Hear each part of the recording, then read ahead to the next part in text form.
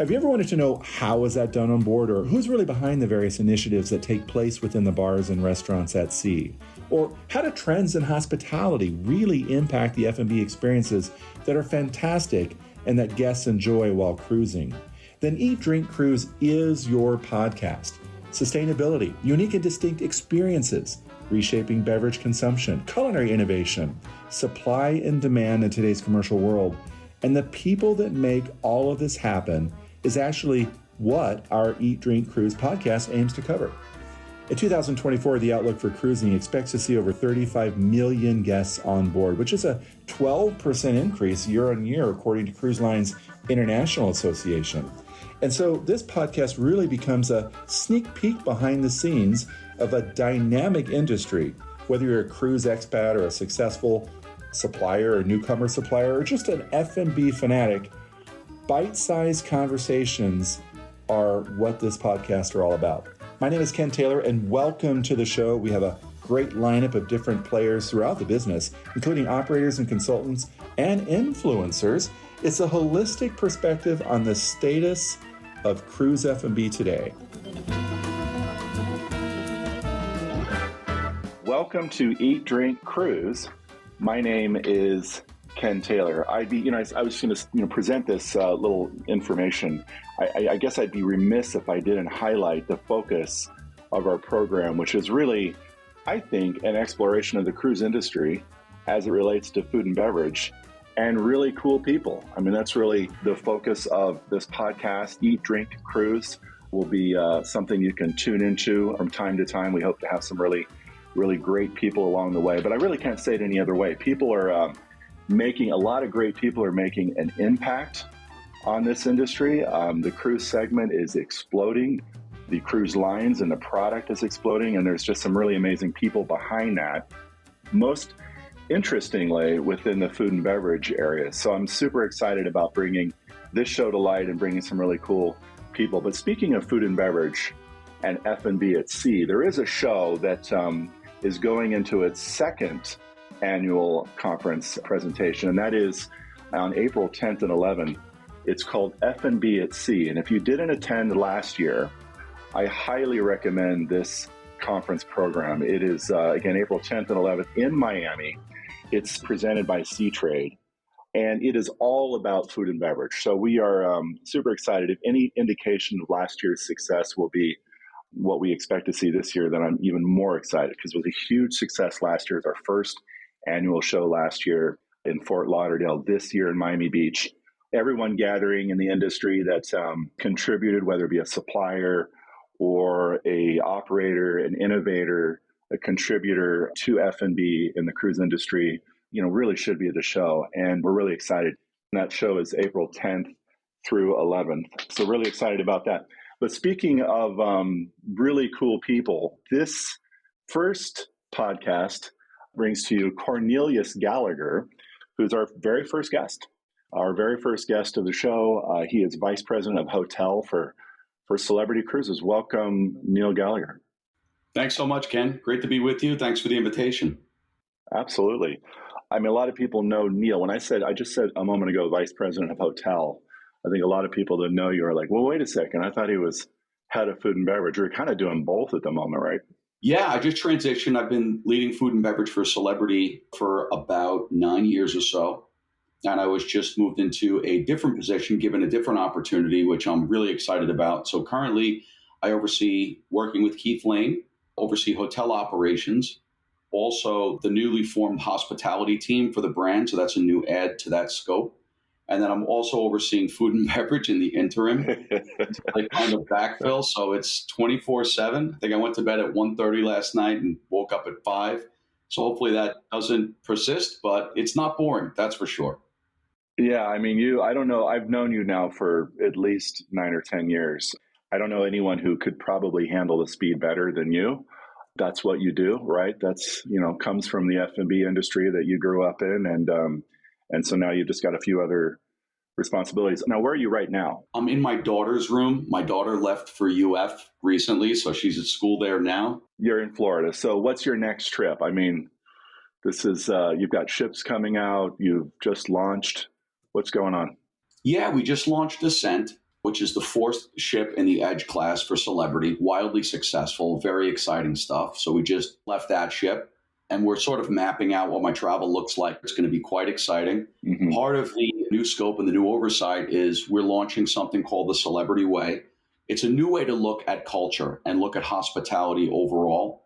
It's how the shoreside team members treat each other. It's how the shoreside leaders treat the team members on board. And it's how the team members on board treat each other. And eventually, and most importantly, it's about how the teams treat the guest. So we're launching this new shift in culture and hospitality with a focus on elevated hospitality in every guest touch point. So we're creating this new program and we're going to be rolling it out to the fleet. So there's that. And I'm going to be traveling with the hospitality team to really underscore and create this whole program and get the word out. In addition to that, I'll also be hitting every ship to connect with all of the new hotel directors, the executive committees on board, to just talk about overall hotel operations, see how my team and I can help support and guide the teams on board, and to instill this new Celebrity Way brand culture paradigm shift. Very exciting. Very cool. Yeah, that's something you and I talked a little bit about. I'm excited to kind of see how that evolves. What a great time to launch, kind of a new set of thinking. Leadership has changed a bit with the brand, and I know Laura Hodges probably has some really cool stuff that she's doing. This is probably part of that, which is awesome. Now, you don't like to talk about yourself very much, Neil. We're going to have to talk about you a little bit, just real quick. And the one question that I'm asking everyone on this show that, that'll be fun to kind of hear the responses. I think for those who know you probably could answer, but I'm going to let you, it's a technical question. Okay, I'm going to let you answer this. What's your favorite cocktail? I'm pretty simple. I would say a Grey Goose martini with dry vermouth, straight up. Nice. Lemon twist. Very classic. Very classic. Nice. Very classic, very simple. My background as a chef and having worked in, restaurants and hotels for pretty much 35 years, they say, if you were to have one last meal on earth, what would it be? I'm a simple guy. I find that the older I get, the more simple my tastes become. I'm a glass of great red wine and a delicious steak, delicious aged steak. So I love simple, classic things. What do you like to cook? Like, let's say you are you're entertaining an amazing travel partner, and you've been asked. Let's just say Laura asks you, Neil, I need you to cook. Actually, they're coming to your house. What do you like to make? Put it that way. I think I would cook the same for pretty much any guest that comes to my house. And you'd mentioned Laura, who's outstanding. I'm excited to be on her team and excited to embrace the new philosophy, the elevated hospitality way of thought. She's an outstanding leader.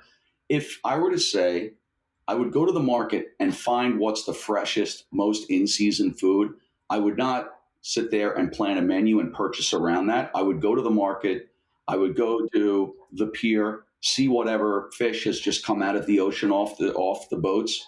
If I was cooking seafood, I would try to find fish that was as close to rigor mortis as possible, super fresh, any vegetables that are locally sourced, organic, pesticide-free.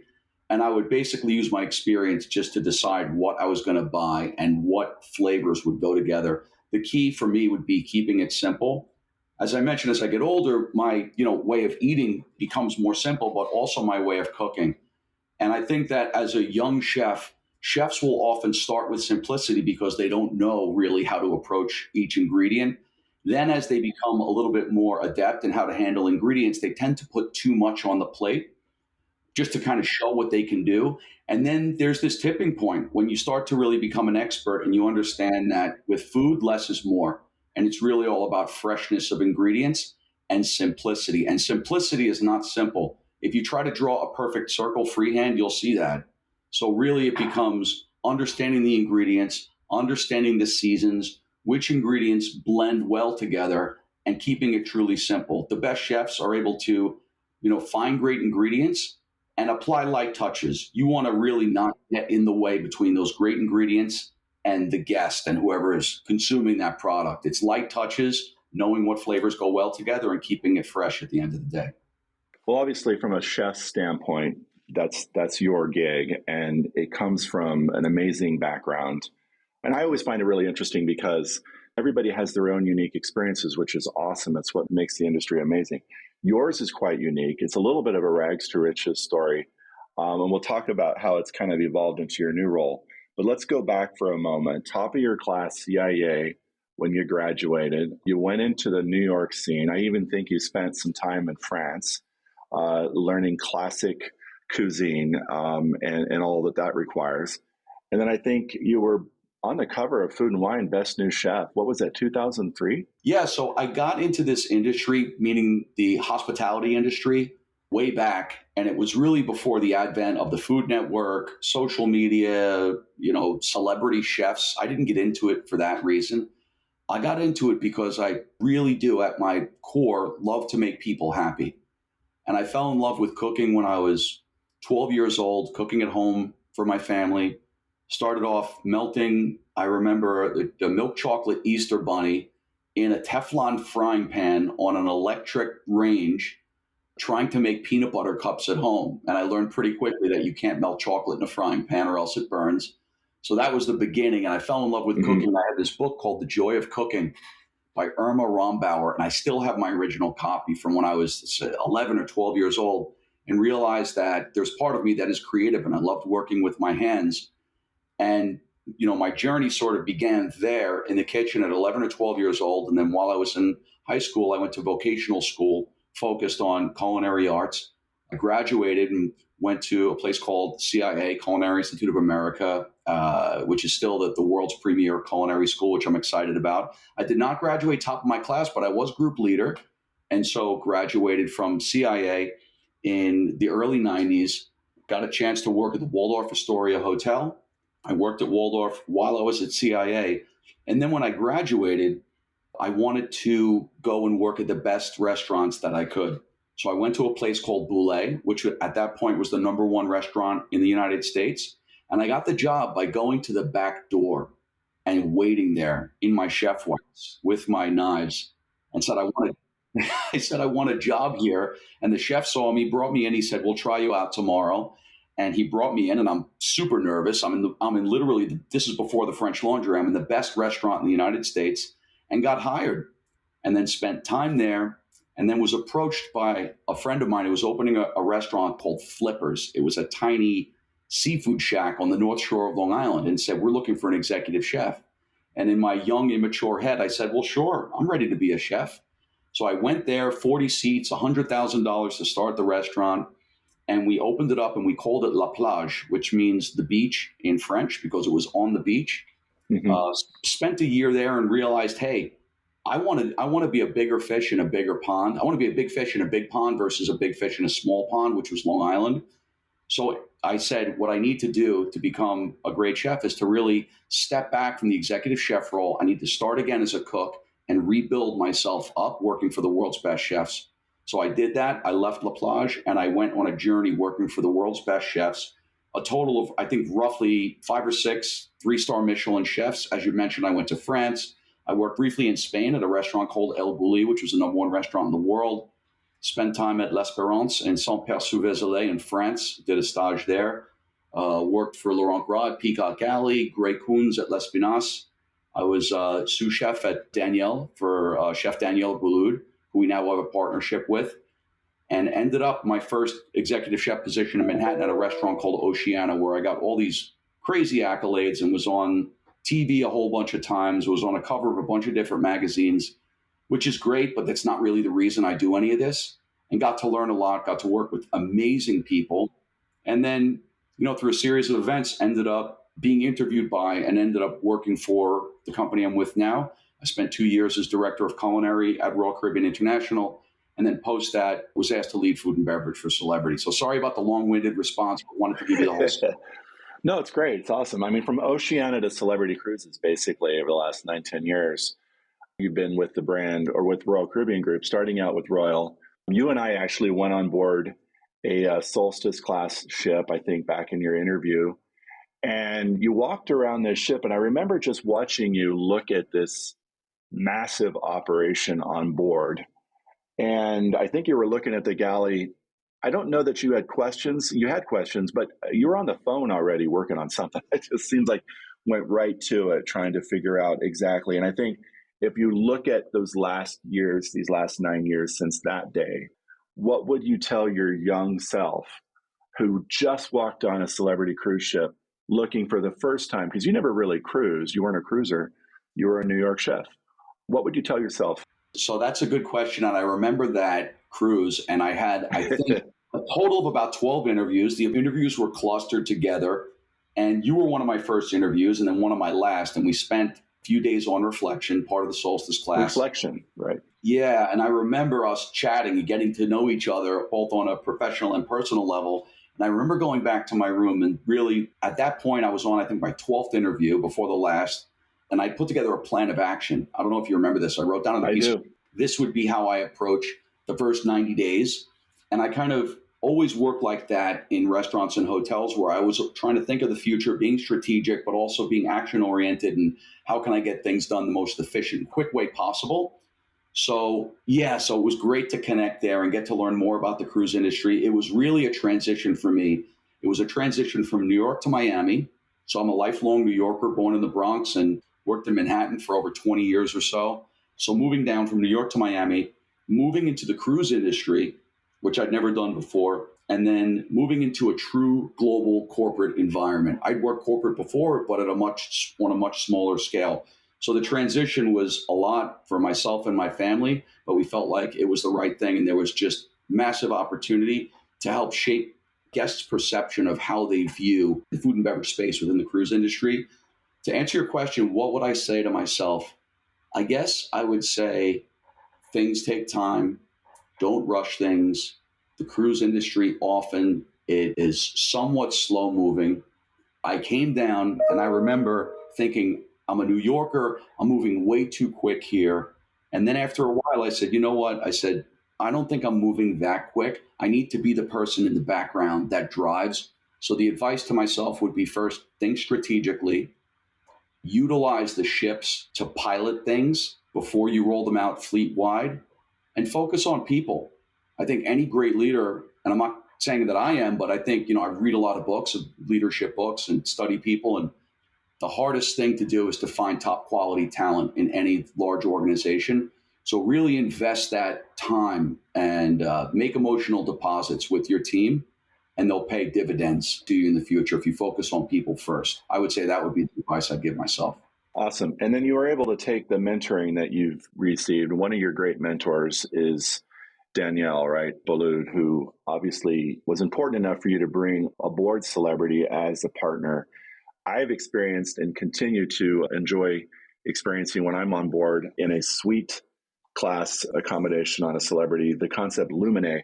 But tell me about the partnership, first with your mentoring relationship, and then how that evolved. Sure, that's a great question. So the partnership with Danielle is something that I'm extremely happy about and honored by, because Danielle's been approached by pretty much everybody in the cruise industry over the course of the last 30 years to partner with him.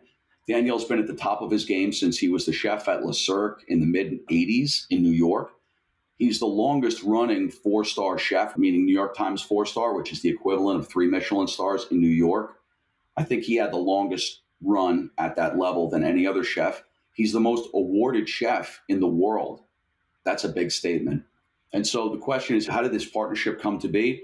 Well, first, I worked with Danielle for about a year and a half in New York at his flagship restaurant, Danielle, on 65th and Park Avenue, and got to work with him in that capacity. And we always kept in touch throughout the years. Not only was he a mentor of mine, he's an amazing human being, and we always kept touch on the side. And so one day he had sent me a text and said, hey, Neil, I'm celebrating the 5th anniversary of my restaurant in Miami. Would you like to come? So I said, sure. So I brought one of my team members. We went there and sat with Danielle and just, reminisced about old times. And at the end of the night, we sat at the bar and had a few glasses of wine. And, we discussed the idea of working together.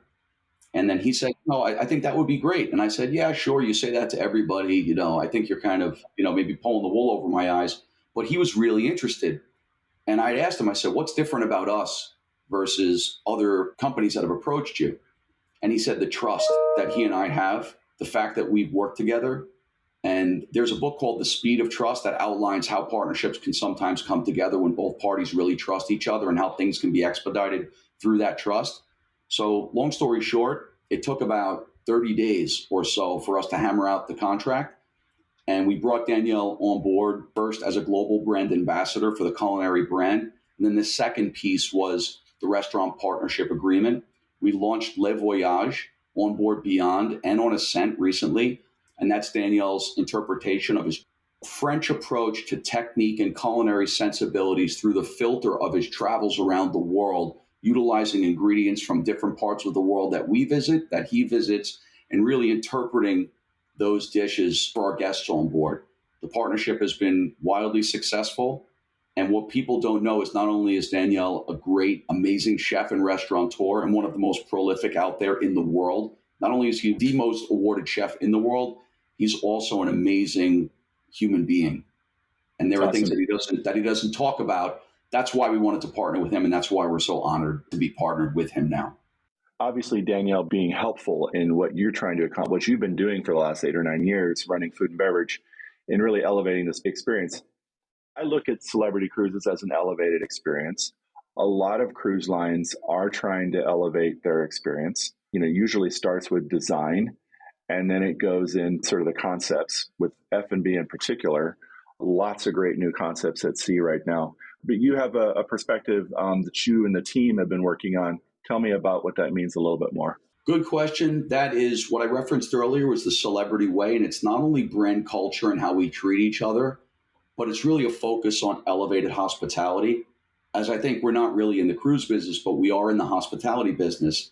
And I don't think it's enough to just create this program, box it up shoreside in the corporate office and send it out to the fleet and say, create elevated hospitality through your lens. I think that's part of it. But I think part of it is really giving specific examples to the fleet in what we mean by elevated hospitality. I'll give you 2 quick examples. And we're going to be using these examples to kind of showcase to the fleet, and then we're going to let them take that and expand on that. The core of it is really going above and beyond, being in touch with the guest, understanding what they want at the end of the day, and stepping outside of your comfort zone and doing the extra work to create a moment that resonates with that guest. So one of the things is, for instance, we recently had a guest who had sailed on one of our ships, and it's a gentleman who laid his pants out for the night because he was going to one of the higher end dinners on board. And the butler noticed that his hem was ripped on his pants. So the butler, without being prompted, brought it down to the area on the ship where they fix these sorts of things, had brought it back and laid it back out on the bed exactly in the same position without saying a word. And the guest came back and said, now that's intuitive. That's someone who's in touch. And I can't believe that they just took that upon themselves to do that. And then there was another butler on another ship where guest had mentioned to his wife in the stateroom while he was in there performing other duties, I wish they had vitamin water here, a certain type of vitamin water. And they told me that they don't have it on board. So this butler went, and it was in Key West, and we saw him because we were off the ship, and we saw him walking down Duval Street. It was really Keith who saw him, Keith Lane, my boss. And he went up to him and said, hey, his name was Bart, the butler, and said, Bart, what are you doing? We see you walking down Duval Street in full butler uniform. You stand out like a sore thumb. What's going on here? And he told him, I thought it would, the guest mentioned that they wanted this type of vitamin water. So I got off the ship and I'm sourcing it for them without them knowing about it. So at the core, it's really just about those types of things, going above and beyond, creating moments, connecting with people, understanding what they want, stepping outside your comfort zone to create those moments that are going to create resonating, long-lasting experiences and memories for our guests. That's great. That's really, really cool. I mean, obviously, it's going to take for the crew some great examples of what they already do, right, to kind of highlight. I think the crew member on board cruise ships are incredibly resilient, and they're authentic people. Actually, I use the word authentic. Webster's word of the year is authentic. I don't even know why, but that's seems like we've been using that word for a while. But no, it's that whole authentic thing that crew members are classically known for. And when it comes to training and development, which I think this initiative will probably have a lot to do with, as you bring new crew on and bring new ships on, it means more new crew. Kickstarting that hospitality and that sort of authenticity, with the programs, it makes a lot of sense. Everybody's finding ways to weave in technology to support their initiatives. Will technology help you in any way with this? You know, it's so funny. You said authentic is the word of the year. I thought it would be existential because that popped up and that's been all over. Oh, Yeah, it's true. so that's a good question. Technology is something that we want to leverage and we want to use in a smarter way to help us make decisions in a more efficient way and help us be smarter, but more of a pinpoint on, how we set our targets, leveraging guest experiences from other ships so that when they sail on a different ship, we have the full background of those guests and we can customize the experience to them. There's an opportunity to leverage off-the-shelf solutions that will help us make better decisions. For instance, I'm not paid by Avero, but I've used Avero in the past, and what that is a piece of technology that consolidates item sales trend reports, revenue data, utilization for restaurants and bars, the weather. It presents that data in a user-friendly way quickly in real time that allows you to make decisions and on menu changes and par changes and so forth. So that's one piece of technology that we're looking into. I'm a big fan of using off-the-shelf solutions versus us trying to create everything internally. There's another thing that we're looking into is to leverage analytics on board our operations, predictive analytics. So for instance, right now in our Ocean View Cafe, which is the buffet, oftentimes the first touch point for any guest when they come on board, right now what the chefs do is they have a rough idea of the demographics blend that will be coming on board for the next cruise. A certain amount of guests from the US, the UK, Argentina, and so forth. Now, to use that information, the previous information on those guests, the analytics from those guests, what they like to eat, what times they like to eat, the amount of kids that are coming aboard on the next cruise, where the ship is positioned in the world, what the weather is like, all of those things impact what we should serve in the buffet, what the offering is, what times we open, and so forth. There's a lot because, for instance, we know that when it rains outside, we're going to have a lot more people inside coming to the buffet. The other venues that are open outside are not going to be as busy because it's raining. So we're looking into creating an internal algorithm that calculates all of this and will come out with a prediction of what we think the food order should be by day for that ship. That's obviously a massive undertaking, but that's an example of how we're looking to leverage technology to better our operations. Awesome. So no AI cruise directors coming up in the future? Really. It's a people business, right? I mean, we can to a certain extent to help us be better, but it's not about replacing employees. It's just about being more efficient on decision making.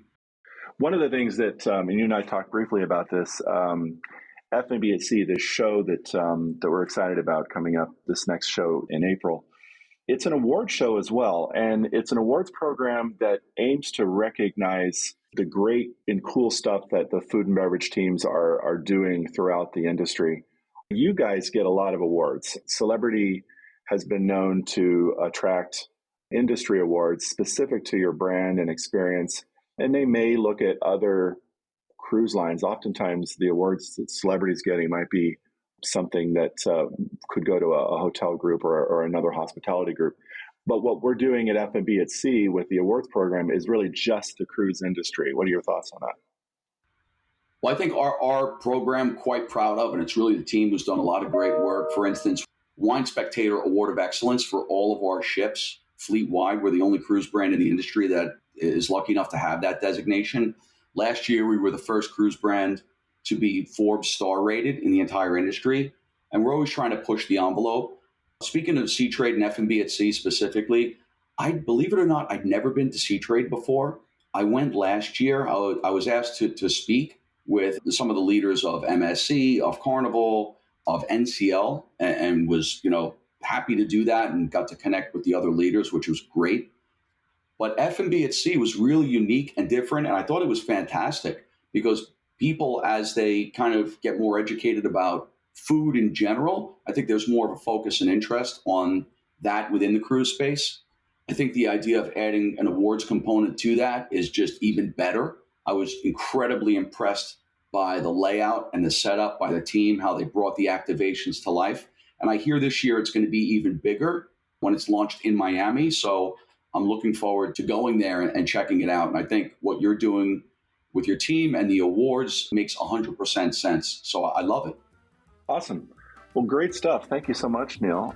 This has been a great conversation. We appreciate the opportunity. Ken, thanks for the time, and thank you for the invitation. You bet. Have a good one.